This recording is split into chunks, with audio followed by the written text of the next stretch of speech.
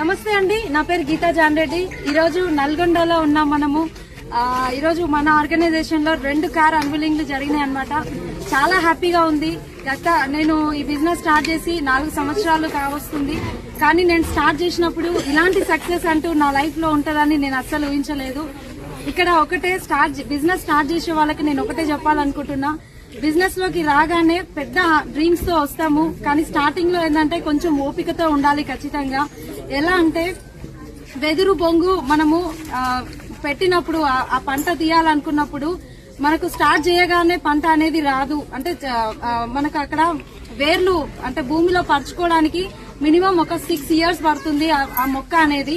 కానీ ఒక్కసారి పైకి వచ్చింది అంటే 6 months లోనే మనకు 50 అడుగుల పైన మొక్క అనేది వస్తుంది. సో ఈ బిజినెస్ స్టార్ట్ చేసినప్పుడు కూడా అలాగే ఉంటుంది. ప్రతి ఒక్కరి సిచ్యువేషన్ రాగానే పెద్ద ఆశలతో వస్తారు.